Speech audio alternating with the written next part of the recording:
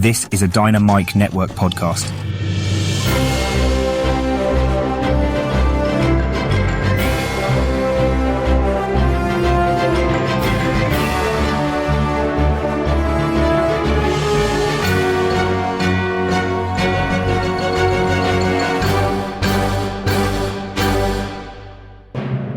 Hi, welcome to the Dynamic Duel Podcast, a weekly show where we review superhero films and debate the superiority between Marvel and DC by comparing their characters in stat-based battle simulations. I'm Johnny DC. And I'm his twin brother, Marvelous Joe. And in this episode, we are reviewing the latest direct-to-video DC animated film, part 2 of a 3-part trilogy, Justice League, Crisis on Infinite Earths. Of course, it's based on a comic of the same name. Was it as good as part 1? We'll let you know later on in the review. Before that, we're going to break down the comic book movie news from the past week, of which it's all Marvel news. We got the Deadpool and Wolverine official trailer, and we also learned that Kraven the Hunter has been pushed back to December. As always, we list our segment times in our episode description, so feel free to check out the show notes if you want to skip ahead to a particular topic. Guys, our artificially intelligent duel simulator, AJ9K, has a quick message for our listeners, so listen up. Why, hello there. Do you love listening and chatting about Marvel and DC? Then become a part of the Dynamic Duel community on Patreon, where you can choose from 3 tiers. The Dynamic 2.0 tier lets you listen to this podcast without ads and gives you access to its Discord chat group, where you can chat with Johnny DC and Marvelous Joe. The Fantastic 4 tier gives you that and more with 2 bonus episodes each month, including bloopers and top 10 shows where Johnny and Joe count down your favourite Marvel and DC subjects. The X-Force tier makes you an executive producer of Dynamic Duel, where every month you help the host choose what to review and who to fight against each other. And finally, the Dynamite Podcast Network tier allows aspiring podcasters to create their own battle-focused show using this Monte Carlo simulator. Johnny and Joe will help you develop your show, provide graphic support and consultation, and get you simulation results to announce on your show. Pitch the twins your show via email at dynamicduelpodcast@gmail.com or by reaching out to them on social media. Check it out at patreon.com/dynamicduel. Pip pip cheerio. Thanks, AJ9K, and thanks to everyone who supports the podcast. Be sure, guys, to tune into the shows in the Dynamite Podcast Network this week, including Max Destruction, which pits your favorite action heroes from film and television against each other. This week, I believe hosts Ken and Scotty will pit Mad Max against Jack Burton from Big Trouble in Little China. Also, make sure to check out the Sinjo World podcast, where host Zachary Hepburn speculates on fights between fan-favorite anime and manga characters. There's actually no episode coming out this Thursday, but if you like anime and manga, definitely check out his show. On the Console Combat podcast, hosts John and Dean find out who would win in fights between popular video game characters.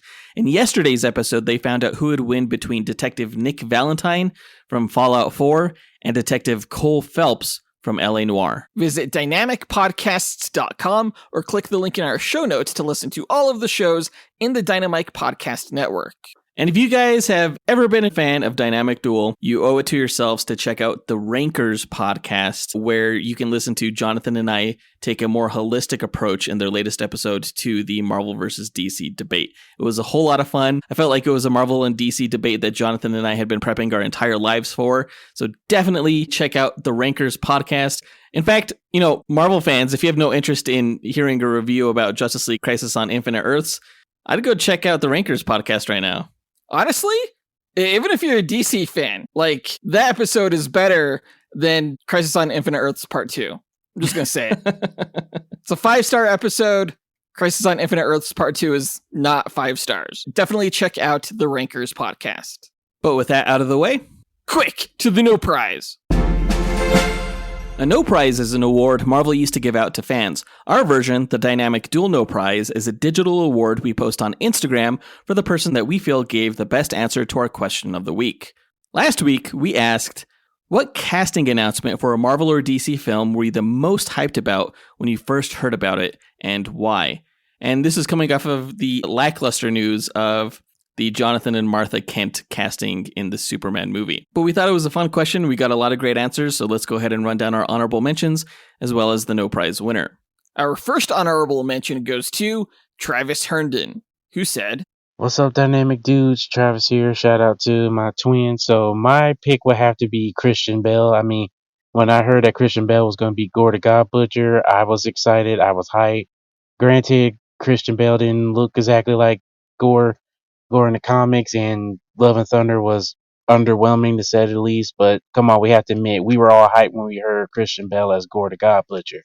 Yeah, I remember being thrilled because Christian Bale is such a fantastic actor. And Gore the God Butcher is an equally fantastic villain for Thor. I thought the next Thor movie was going to be the next Batman Begins or something like that. And that did not happen. We'll say that. Nope. No, honestly, I cannot admit that I was excited for Christian Bale's casting. I felt horribly betrayed and heartbroken when I learned that he was in a Marvel movie. I was like, what are you doing? Well, DC had moved on from his Batman at that point, so it was only fitting that he comes over to Marvel's side. I just wish that the character of Gore would have been done more justice. Not that his portrayal of Gore was bad, it was just that the movie was so off. If anything, Christian Bale was actually the best part of Thor Love and Thunder, but, being the best part of a turd sandwich is still not great. Yeah, he absolutely was the best part. But I do have to ask you, how would you feel if, Tobey Maguire came over to DC and played, Ted Kord or something? Tobey Maguire is probably my least favorite Spider-Man actor, so I would not care. Okay, what if Hugh Jackman came over to DC and played, Brainiac? Oh, that would be weird. I mean, he'd be so covered in prosthetics, I'd imagine, that he'd be almost unrecognizable. I would be interested in seeing that, for sure. You only say that because you don't know what it's like to be heartbroken, like I do. Great answer, Travis. Our next honorable mention goes to Gilly Macho, who said, "What up, guys? Gilly Macho here. And the announcement I was most excited for was John Berthel as the Punisher. We've all seen Walking Dead, and I was a big fan of the Shane character. And when I heard he was coming to be the Punisher, you knew that blood and gore was coming with him. So, yep, John Berthel as the Punisher." Yeah, I was thrilled by this news. I had watched the first season of Walking Dead, and that was my first exposure to the actor John Bernthal.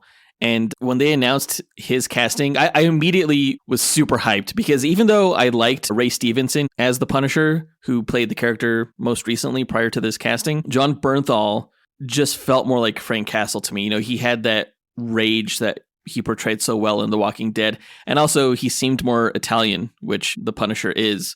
And it just felt perfect. Yeah. Yeah. Everything you've said, same, except I think I saw 2 seasons of The Walking Dead.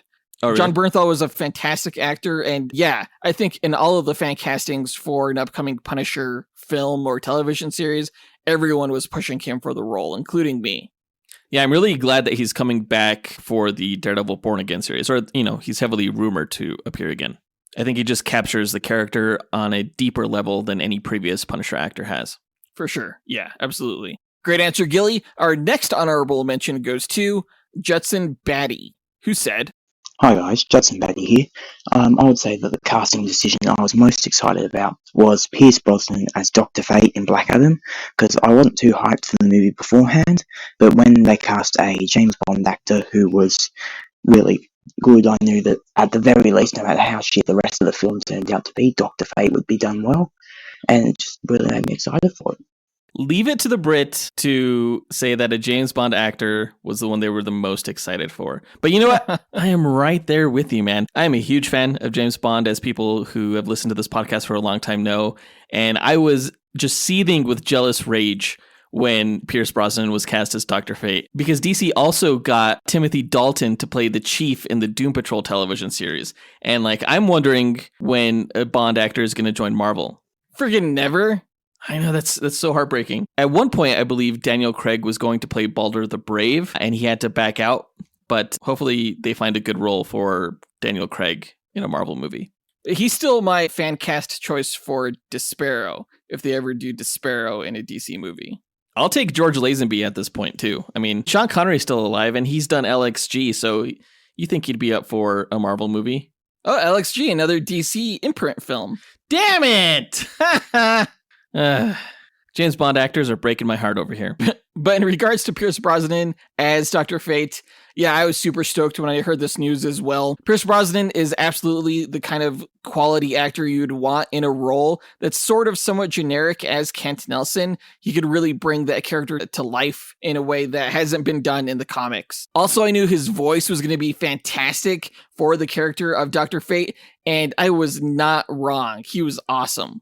Yeah, Pierce Brosnan delivered on the hype for him in the role. I think the movie gets undeserved flack because I thought it was pretty entertaining overall, and I was definitely pleased with Pierce as Dr. Fate. It's actually a shame that he won't be playing the character anymore, I think.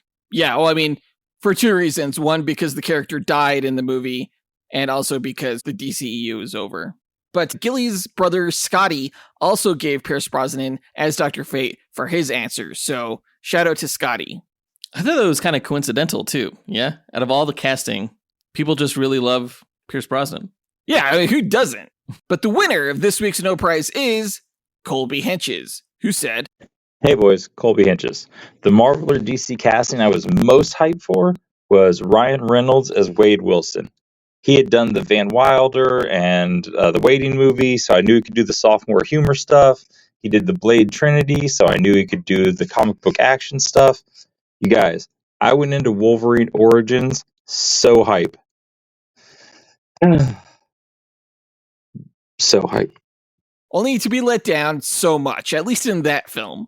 Yeah, so hyped and then so disappointed. X-Men Origins Wolverine was horrible, and they really fucked up the character of Deadpool. So it was really nice when 7 years later, Ryan Reynolds got the chance to do the character justice in his own movie. He's pretty much the perfect casting. He's a fan of the character. He exemplifies Deadpool to a T. It's actually hard to imagine Deadpool now without Ryan Reynolds' voice, I think, when I read Deadpool comics nowadays. He just so embodies the character in a way that few actors are able to do. You know, Robert Downey Jr. did it, Hugh Jackman did it, and I think you could add Ryan Reynolds to that list.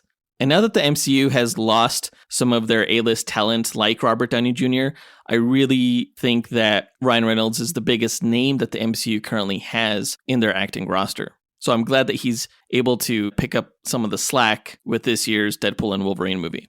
That's true, actually. Yeah, I wonder if one of the reasons that Marvel isn't drawing as big of audiences as they used to is just the lack of star power.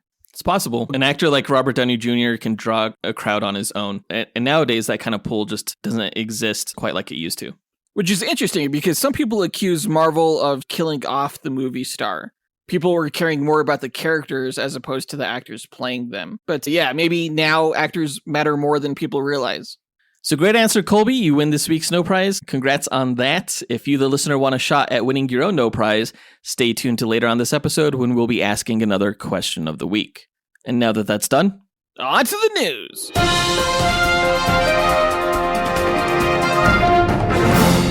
All right, this past week, we got the trailer for Deadpool and Wolverine. And while the first teaser focused more on Deadpool and the TVA and kind of set up the situation that he would be going through, they only really teased that shot of Wolverine in the shadows as he stabbed Deadpool at the end of the teaser. We didn't get a whole lot of Wolverine action in that first preview. But in this trailer, they really build upon the Deadpool and Wolverine relationship. Oh yeah, this trailer is almost entirely all Wolverine, which is fitting considering, Wolverine shares the title with Deadpool. So I'm not surprised that they dedicated a trailer mostly to him. Like, there's very few Deadpool jokes in this trailer. Right. Yeah, so it wasn't as funny, but I think it's just so hype-inducing to see Hugh Jackman back in the role, especially in that comics accurate costume. Yeah, I was actually pretty happy to see him with no sleeves because I didn't love the yellow sleeves when we first got the set photos, but yeah, I'm glad to see that. I'm just wondering if we're going to get to see the mask before the movie comes out or if they're going to make us pay to see it. Oh, they're probably going to make us pay to see the mask for sure. The trailer starts off with Wolverine in a bar, similar to when we very first saw the character in the first X-Men movie that came out in the year 2000, which I thought was pretty fitting. And it was just so jarring to all of a sudden see Deadpool's stupid face pop in the shot. And he's like, "Hey, Peanut." That was pretty good. And Wolverine's like, "Lady, I don't have time for this." Started out with a bang. But then the trailer kind of goes into dark territory because we see that this particular variant of Wolverine, I'm not sure if it's the same Wolverine that was in the Logan movie or if it's a different multiversal version of the character. But basically, it seems like he let his entire universe down somehow by letting the X-Men die. Now, we see a shot of this version of Wolverine standing, I think, next to a bunch of tall monuments, maybe tombstones. They kind of look like some of the Sentinel ships from the Days of Future Past movie. So it could be like a Sentinel situation that killed all of his friends in the X-Men, or if it's the same version of Wolverine from the Logan movie, then it was actually Professor X who had like a seizure and killed the rest of the X-Men. It's hard to say. I'm inclined to believe that this is not the Logan version just because it wasn't Wolverine's fault that the X-Men died in that movie. Well, they can make it Wolverine's reason that Professor X perhaps had the seizure, like he failed to get him his medication on time or, something like that. Something like that, yeah. I am inclined to think it's the Logan version only because he suffered from the same claw ejection problem that Logan had in that movie. Yeah, he had ejectile dysfunction. Right. Yeah. He doesn't later on in the trailer, though. And it is glorious to actually see those claws pop out of his blue gloved hand with those little metallic slits near his knuckles. It's glorious. Yeah, just think him take swipes at Deadpool, which actually I guess is an Easter egg call out to the first Spider-Man movie. There's quite a few Easter eggs in this trailer. Like there was Dogpool and Ant-Man's or Giant Man's helmet. It took me a few viewings to catch quite a few of them because everything happens so fast. Oh yeah, there's a huge cast of characters in this, from Lady Deathstrike, Azazel. We see Callisto from X-Men 3. There's a ton of characters here, both from the Fox X-Men franchise and with Ant-Man from the MCU. We even see the guys jump from Ant-Man's skull into a Doctor Strange portal, so it's possible that Doctor Strange is even in this movie, which would be wild to see. That moment when they're jumping out of the eye into the portal with Madonna's Like a Prayer playing, I got chills. I cannot wait to see this in the theater. I'm so pumped. I hope it's not Doctor Strange that makes a cameo. I hope it's Wong's friend Madison who got us his sling ring. I hope it's Wong. Now that you said that, I think that'd be hilarious. It probably will be. The guy's everywhere in this phase. He's made a lot of cameos, like She-Hulk, Shang-Chi, for sure. The movie comes out in theaters July 26th, and all I have to say is let's fucking go. Let's fucking go. Did this trailer sell you on the movie? Do you want to see another trailer after this? Yes, I would love another trailer, actually. Although I don't need one. I just kind of want some more context into what the movie's about, because I feel like we haven't really gotten that too much yet. Yeah.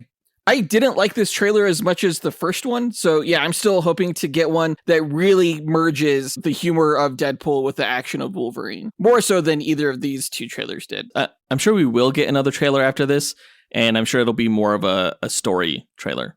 Yeah, that'd be cool. Maybe something more with Cassandra Nova. She was cool to see in this trailer as well. Yeah, she looks like she's going to be pretty formidable, being Professor X's sister. But speaking of all these different characters that appeared in the Deadpool and Wolverine trailer, that brings us to our question of the week. Other than Wolverine and the characters that you saw in the trailer, what Fox X-Men character do you most hope appears in Deadpool and Wolverine, and why? There's a lot to choose from, both from the Patrick Stewart, Ian McKellen era, the James McAvoy, Michael Fassbender era, the previous Deadpool movies, the Wolverine movies, the New Mutants movie. There's a lot going on here. So who do you guys want to see most?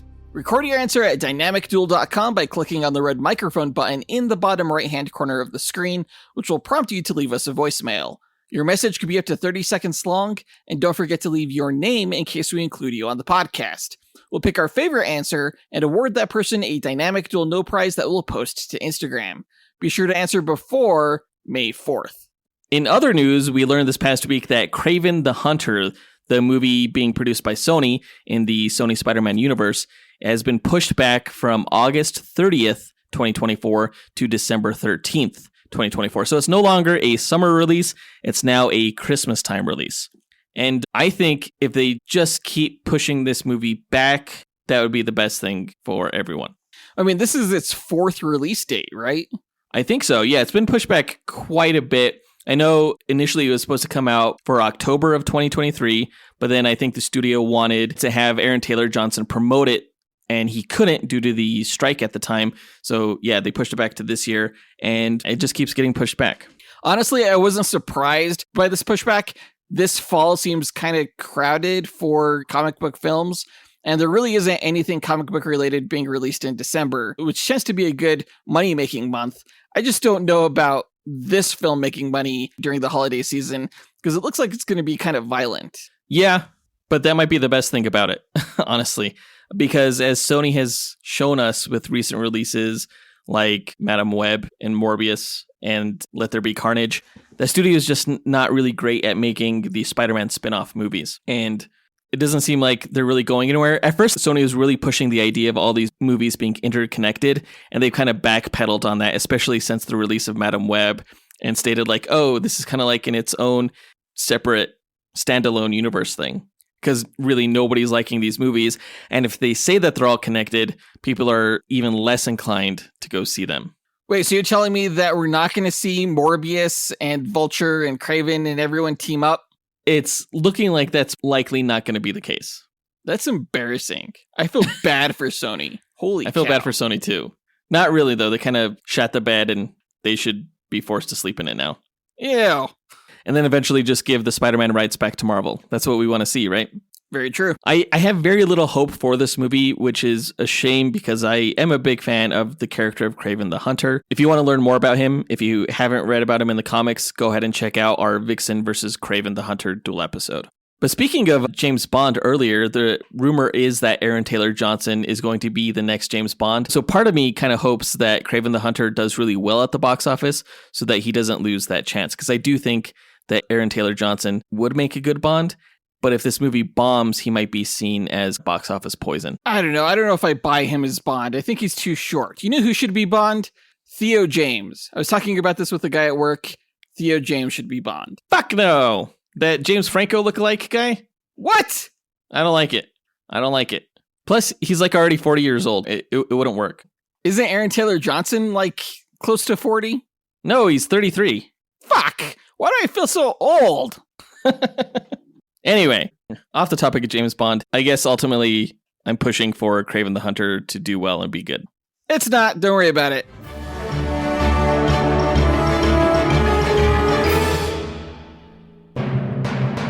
But I guess that does it for all the news for this week. So let's move on to the main event of this episode, where we review the animated film Justice League: Crisis on Infinite Earths, Part 2.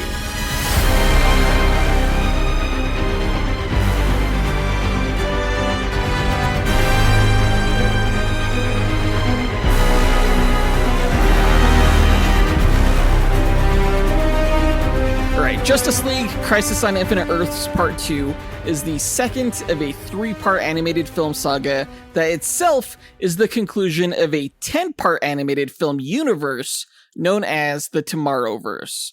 Though the Crisis trilogy actually has ties going back to the previous DC animated movie universe that began with Justice League: The Flashpoint Paradox in 2013. Now, the DC AMU had a phenomenal and heartbreaking ending in the animated film Justice League Dark Apocalypse War, which we gave a 5-star review, despite the fact that its ending was somewhat ambiguous.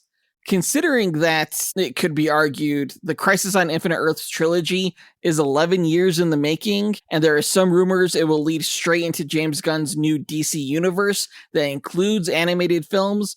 I feel like I should be a whole hell of a lot more excited about Crisis. But it's really hard to be considering the way the producers have structured the stories. And make no mistake, there is a structure, as you can now see Easter eggs across the Tomorrowverse films and even some DC animated shorts. But so far, the whole is the sum of its parts. And if you've been following our reviews of the Tomorrowverse films, despite a few exceptions, the parts aren't that great, and are only marginally made better by the story reveals that come perhaps too little too late. Now, I don't want to spoil those reveals for anyone, so if you haven't seen Crisis on Infinite Earths Part 2, well, I'm guessing you haven't seen Part 1 either, and maybe you're just waiting until Part 3 comes out later this year to hear whether the whole thing is worth investing your time. I can't really say part 2 is worth your time because it feels very much like a mere stepping stone to get to part 3. It's just something you kind of have to get through. And honestly, I really wish that wasn't the case. Yeah, my first impression after seeing Crisis on Infinite Earths Part 2 was that the story seemed to kind of be treading water as we went into the third part. The first movie I thought was really interesting from a narrative perspective, with the Flash kind of skipping through time. The second movie also did a lot of time skipping, so it seems to be kind of like a theme within this trilogy of films to not tell the story linearly. It just kind of makes everything a little bit disjointed and hard to follow and not as enjoyable as it necessarily could be. Well, yeah, the time skipping in this film happened only in the first half of it. After that, everything was pretty much happening in real time, or not real time, but in the present, I should say. I really wanted to like this movie because, like you, I really liked part 1, again, despite its unconventional story structure. The second film in a lot of trilogies is arguably the best. You know, The Dark Knight, Empire Strikes Back, The Two Towers is perfection. This film, not so much. You forgot Spider-Man 2 and X-Men 2. Hey, you know, that's also valid. But this film is not better than the first one, though due to the hit or miss nature of the Tomorrowverse, I shouldn't be surprised. It is very much the second act of a 3-part story, though the second act is supposed to be the most exciting act as it ramps up to the climax. Narratively, you set up the conflict in Act 1. In Act 2, that conflict escalates until it reaches its maximum potential, and Act 3 is a come down from that high where order is restored. Now, obviously, in a trilogy, conflict and action will continue into the third film, but I feel like this film didn't pack enough of a punch to get me excited for the third one, and I honestly have a hard time reconciling why that is. I mean, the main characters in this film were legitimately interesting, I felt. Supergirl, Monitor, Psycho Pirate were my favorite parts of the film. Like, I found Supergirl way more interesting in this film than I did in Legion of Superheroes. And the central theme of how emotions develop in us and affect us was fairly strong throughout the movie. It was just everything with the other heroes and around the towers that I felt dragged the film down. Like, I hated what they did with Batman here. He didn't learn any kind of lesson about teamwork or camaraderie or family, and he should have by the end. Like, the cameos they had, like Batman Beyond, Commandy, John Constantine, were all so small and didn't amount to much, if anything at all. The film just didn't know how to juggle its characters in a way that was as satisfying as the strong, single narrative focus that they had with The Flash in Part 1, or the character ensemble that was, say, Avengers Infinity War. Or Justice League Dark Apocalypse War. That movie, I think, had a huge cast, just as large as this one, but it just juggled everything better. Yeah, absolutely. Another problem with the film, I feel, were the stakes. Like in the first film, you really felt the threat of the end of the world a lot more than you did here, I feel. Like anytime there was a antimatter wave that passed over, the threat was pretty much non-existent for the most part. Yeah, I was never really nervous for any of the worlds, and, you know, I knew that there were just so many Earths that the characters could regroup at. No one single Earth mattered compared to the whole of the multiverse, you know? So the movie's premise kind of works against itself in that regard. But really, this movie seems to be more of a character study than anything else, really focusing on, you know, Supergirl, Psycho Pirate, and the Monitor. Yeah, and I feel like that's not a great approach for a massive epic event film. I mean, it's not like in the comic book Crisis on Infinite Earths, we got backstories for like Psycho Pirate or anything like that. I don't know if it was the right approach here. It's interesting, for sure, but it doesn't really lend itself to epic storytelling, I guess. Yeah, if anything, the character studies take away from the overarching narrative that you would expect in a big multiversal crossover event. Absolutely, absolutely. Now, I liked this film. I'm ragging on it, but it wasn't terrible. It doesn't get me excited for part 3, but it is, as I mentioned earlier, a stepping stone to get there. So it's something. Outside of that, I don't have much to say about the film that I haven't said about Part 1 and other Tomorrowverse films. You know, the first act premises are strong, but the story doesn't always stick the landing. The voice acting is great. The character designs are great. The animation can be a little bit sticky. Right. But yeah, if you've listened to our reviews of DC animated films recently, you've heard it all before. Let's go ahead and talk about the main characters in the movie in our character breakdown. Starting with Supergirl / Kara Zor-El.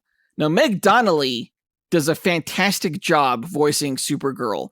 I was really rooting for her to play Supergirl in James Gunn's DCU, but she lost out to Millie Alcock, and I'm not going to lie, I was disappointed.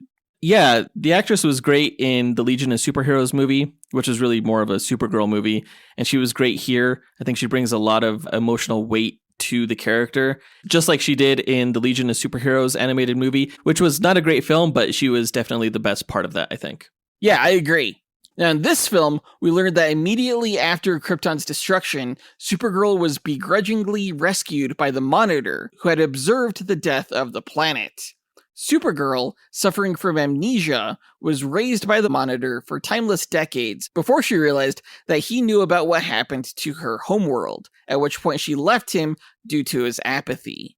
Despite him later imparting some of his power to her in order for her to gather an army to protect the multiverse, her distrust and anger toward the Monitor continued to grow, allowing Psychopirate to manipulate her to where she ultimately kills the Monitor.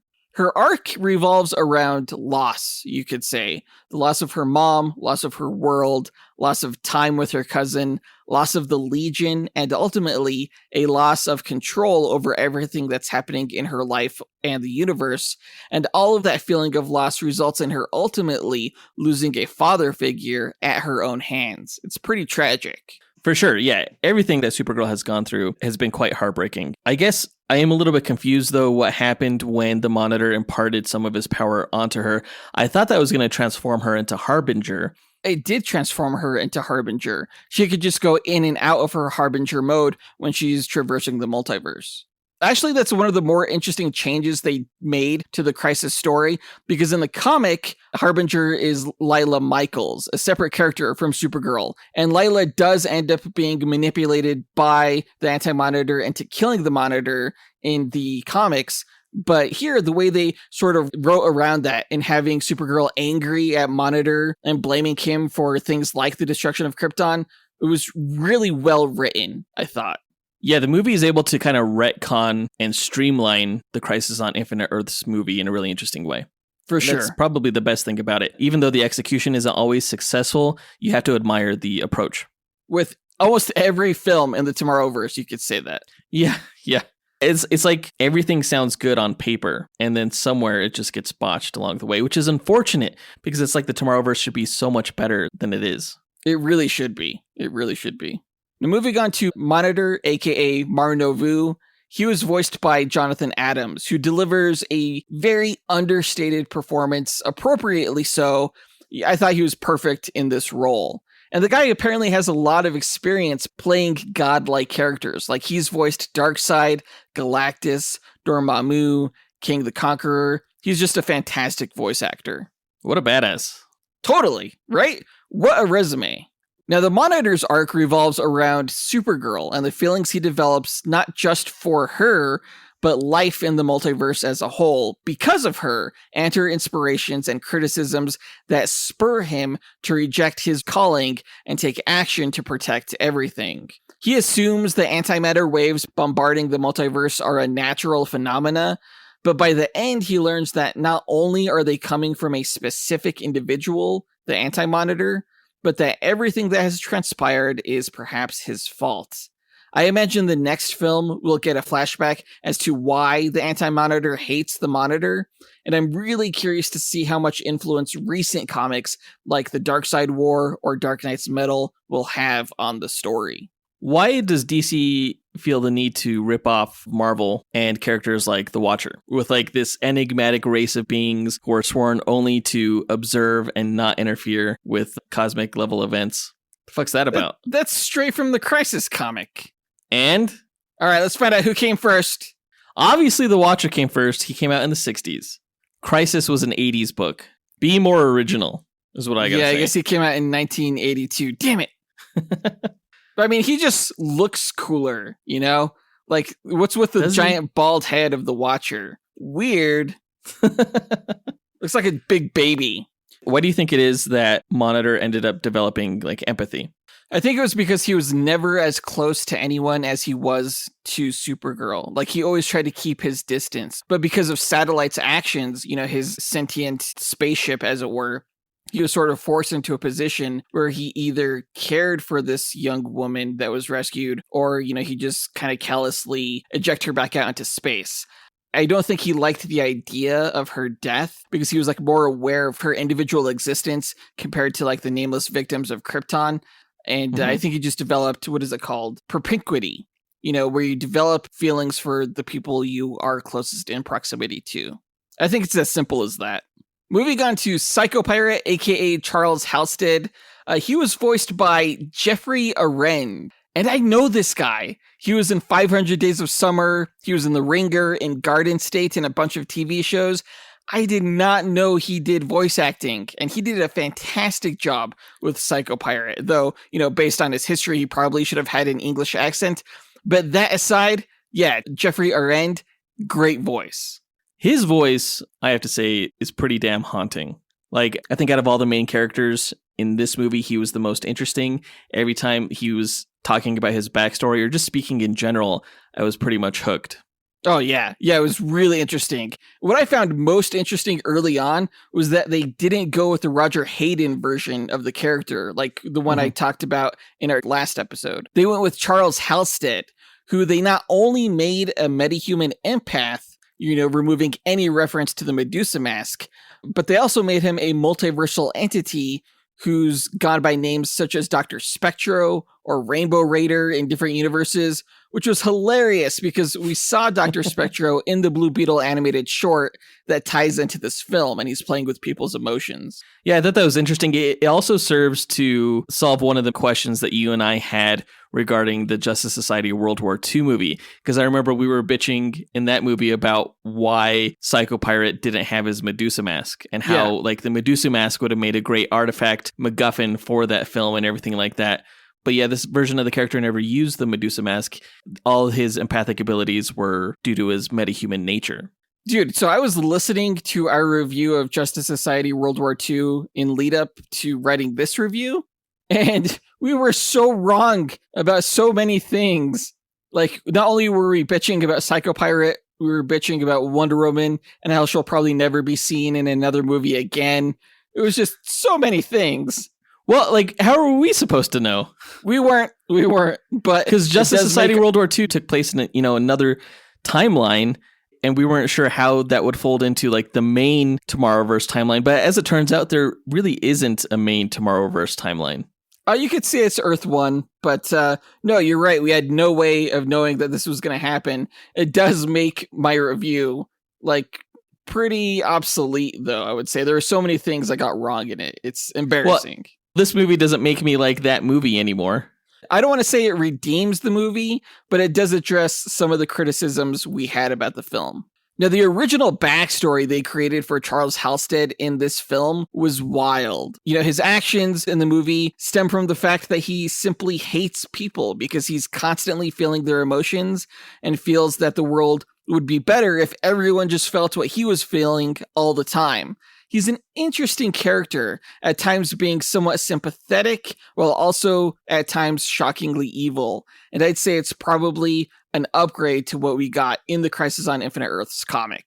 Yeah, well, I mean, this origin story just seemed better than the comics version of his origin that we learned last week, where basically the guy just hated his boss and so became like an expert on emotions or some stupid shit. It was so dumb. Yeah. That scene where the dude killed all his classmates and the German officers came into the school and they saw all these students hanging from the ceiling, that shit was nightmare fuel. Like, I remember watching that and thinking, like, when the fuck did this become a horror film? Oh my God. Oh yeah, it was straight out of the horror genre. That was wild. I do kind of miss the Medusa mask, though. Like, I generally like a lot of the character designs, really like the character designs of the Tomorrowverse characters, but not Psycho Pirate. I don't like being able to see his face as much as I do. I'm used to not seeing his face in the comics. Well, the Medusa mask is just such a cool concept, where it like portrays an emotion that is projected onto its victims.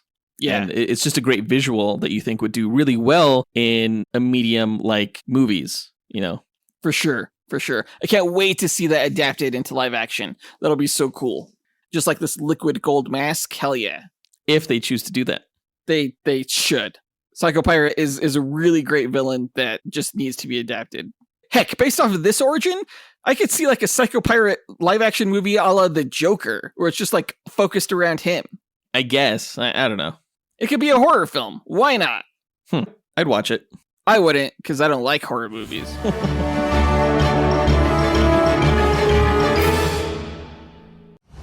In a world where fantasies collide and heroes clash, one podcast network rises above the rest.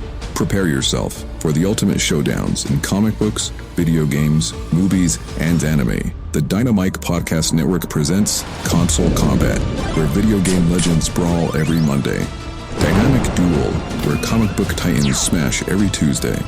Max Destruction, where TV and action heroes battle every Wednesday. And Sendro World, where anime champions clash every Thursday. Join us as we speculate on the matches and, armed with the power of mathematical simulations, discover who will emerge victorious. Visit dynamicpodcast.com, where we settle the debate and settle the score. But I think that does it for the character breakdown. Now let's move on to the story highlights. The film begins with Joker and several other Batman rogues attacking the tower that allows the planet to become intangible and avoid the waves of antimatter that are destroying entire universes.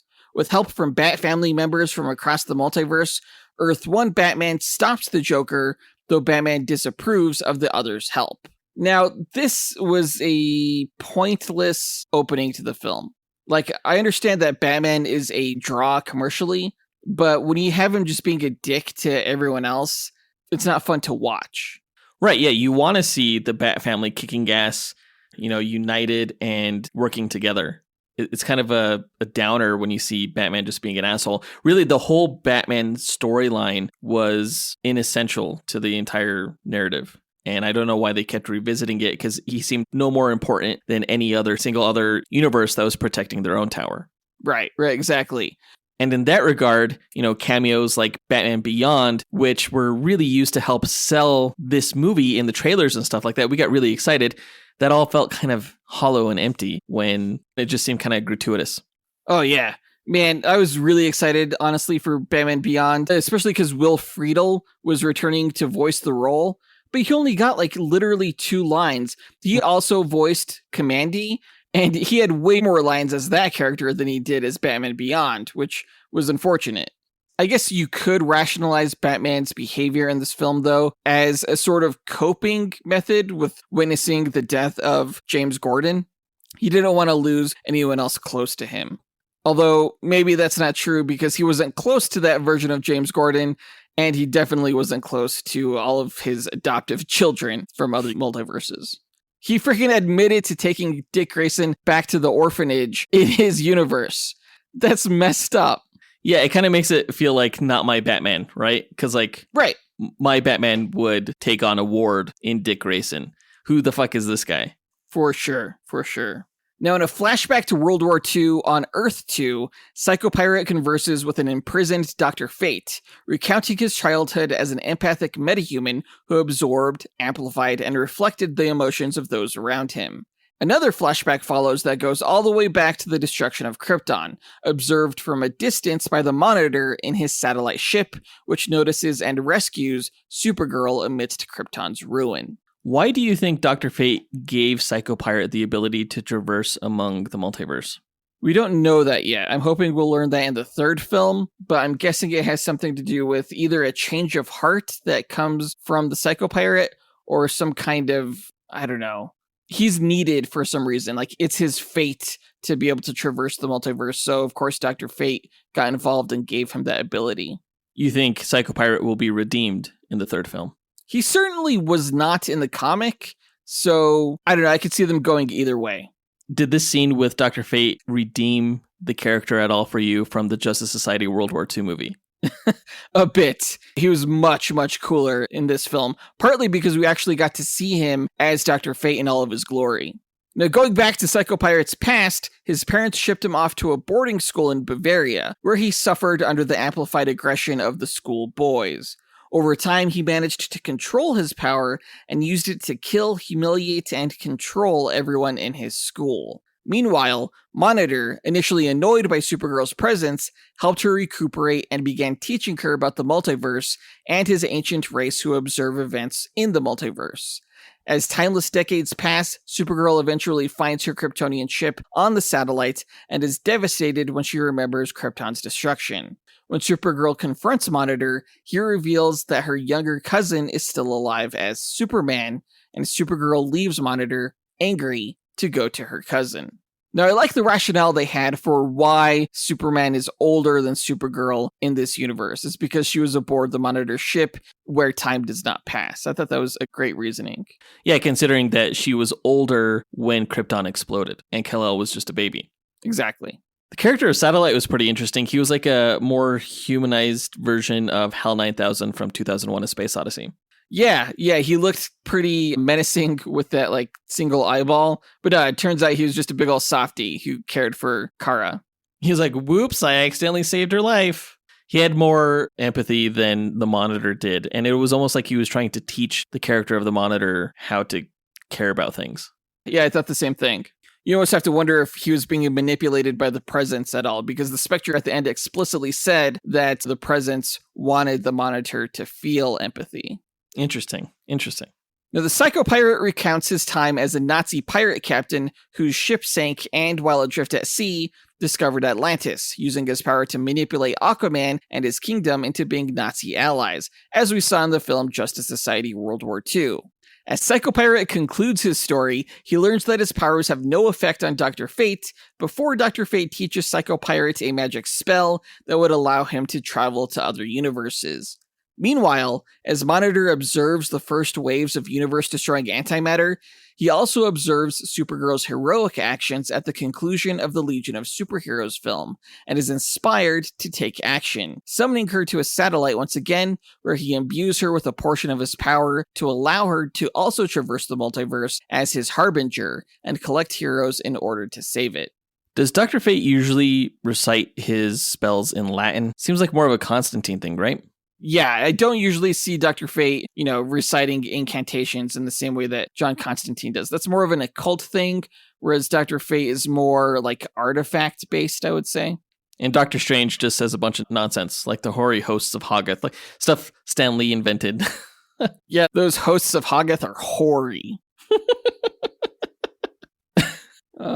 As the Justice Society emerges victorious back in World War II, Psycho Pirate escapes to a new universe where he's encountered by Harbinger and asked to aid in the protection of the multiverse. In the present, Superman witnesses a new wave of antimatter approaching, and heroes from across the multiverse activate their towers to protect their universes, including the post-apocalyptic world of the Atomic Knights, saved by Superman and Supergirl, the latter of whom is still concerned with the Monitor's initial apathy toward Krypton's destruction and the erasure of the future timeline that included her friends in the Legion of Superheroes, which we saw at the end of Crisis Part 1. Yeah, I think we hypothesized at the end of Crisis Part 1 that anyone who was from a future timeline got erased, but it turns out that just their specific universes got erased. Right, exactly, because we still see characters like Batman Beyond. Right. While Kamandi is returned to his own post-apocalyptic Earth alongside the intelligent ape Solivar to protect its tower, Psycho Pirate manipulates Monitor into giving him a portion of his power in order to more effectively maintain the heroes' emotions as they continually work to protect their worlds. As the heroes monitoring things from the satellite speculate someone may be behind the waves of antimatter, they also deduce that they could potentially move all the worlds to nether space with enough energy. When Blue Beetle confronts Psycho Pirate, the villain is transported away by the Anti-Monitor. I have a question. Why does DC have so many intelligent ape characters? There's Gorilla Grodd, there's the Ultra Humanite, and now we have Solivar. Solivar is like Gorilla Grodd's rival from Gorilla City. That does not answer my question. Because in DC Comics, there is Gorilla City, and it's entirely full of intelligent apes that have evolved. Solivar being one of them. I knew as soon as he showed up that Kamandi was not going to have it. Well, yeah, considering that Kamandi is based on Planet of the Apes, or was inspired by it, I should say, It was kind of funny to have Solivar there. But that's straight from the Crisis comic as well. Wait, Kamandi played a role in the Crisis comic? Oh, yeah. Yeah. Interesting. The Tomorrowverse was laying all these clues with like the shorts they decided to create and stuff like that as to the direction that the franchise was going to go. We just never saw the Crisis story coming. No. As the heroes of the multiverse prepare for a new wave, this time it leaves behind hordes of shadow demons on each world that attack the heroes and the towers. Meanwhile, the Anti-Monitor promises Psychopirate an entire universe to control in exchange for helping put a stop to the Monitor and his heroes. As Batman gets overwhelmed by shadow demons, members from the Bat family from other worlds come to his aid once again, and together they determine bright light destroys the demons. And once again, Batman's completely a dick to these guys. As Wonder Woman, Kamandi, and others protect their towers, Psychopirate begins broadcasting feelings of hate and distrust across the multiverse, causing heroes such as the Bat family, Green Lantern and Dr. Light, and the Amazons to turn against each other.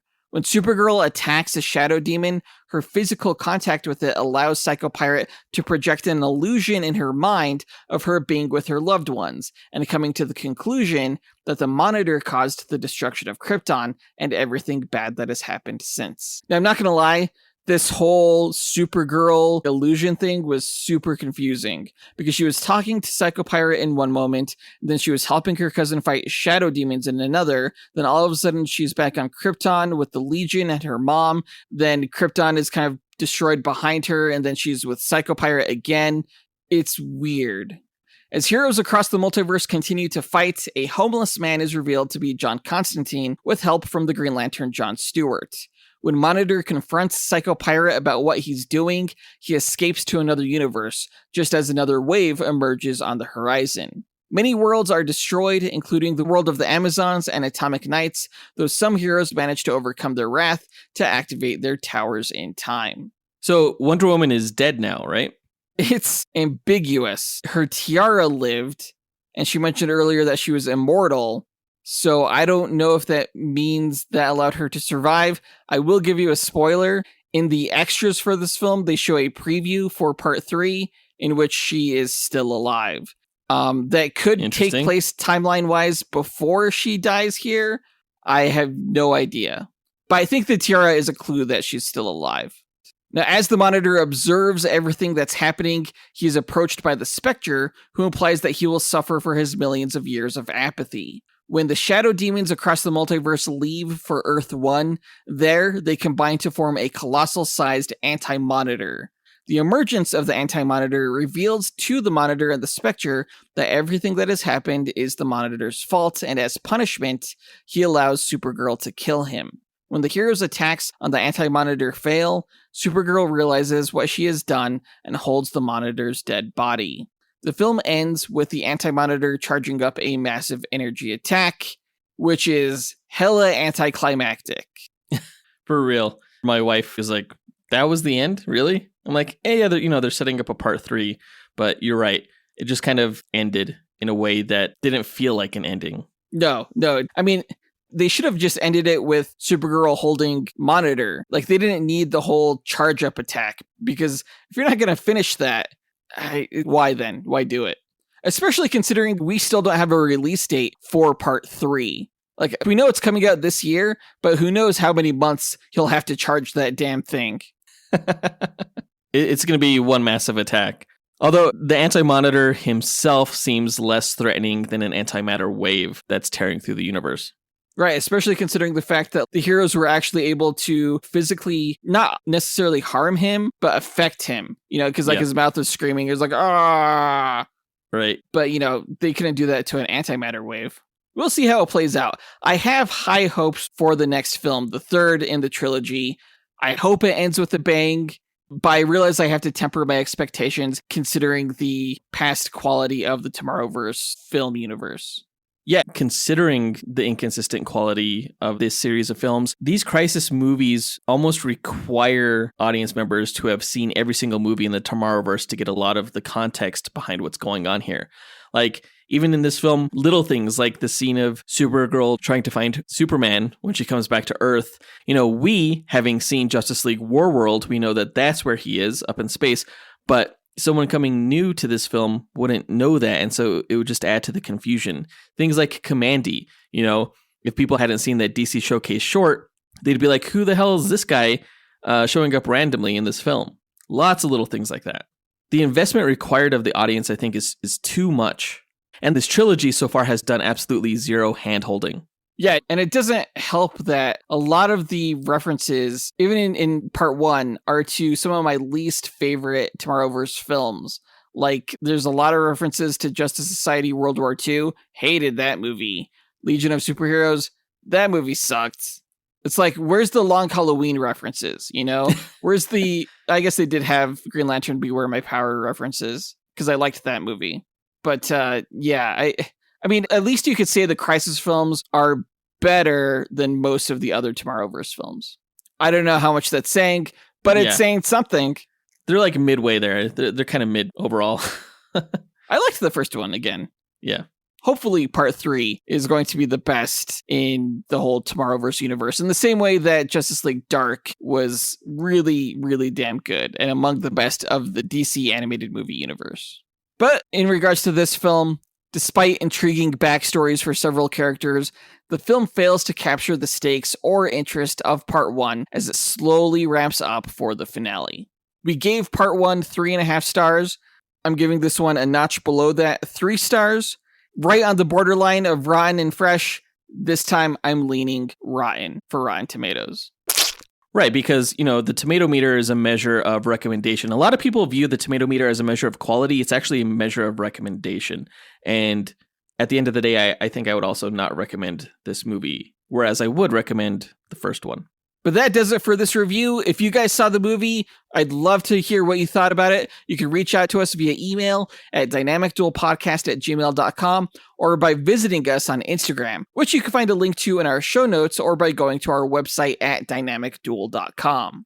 And on our site, you could also find a link to our Patreon page where you could join our Dynamic 2.0 tier and chat with us and fellow listeners, our Fantastic 4 tier, which gets you bonus content each month, our X-Force tier that makes you an executive producer of this podcast, or our newest tier that lets you join our Dynamite Podcast Network. Please don't forget to rate our show on Apple Podcasts, Spotify, Podchaser, or on our website.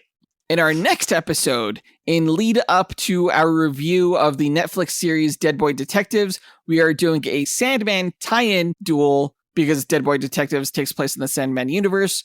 We will be pitting Sandman Wesley Dodds against Madam Web. Right, the Julia Carpenter version of Madam Web, not the Cassandra Webb version, because she'd be, I think, pretty useless in a fight. She'd be able to tell how the fight went by predicting her own defeat, but she wouldn't be able to do much more than that, Yeah. But no, I think it'll be a good matchup. Both Wesley Dodds and Julia Carpenter can subdue their opponents and have premonitions and stuff like that. I think it'll be pretty good. But that does it for this episode. We want to give a big thanks to our executive producers, Ken Johnson, John Starosky, Zachary Hepburn, Dustyn Balcom, Miggy Matanguihan, Brandon Estergard, Nathaniel Wagner, Levi Yeaton, Austin Wesolowski, AJ Dunkerley, Scott Camacho, Adam Speas, Andrew Schunk, Dean Maleski, and Devin Davis for helping make this podcast possible. We'll talk to you guys next week. Up and away. True believers. There's a crisis happening right now. In my pants.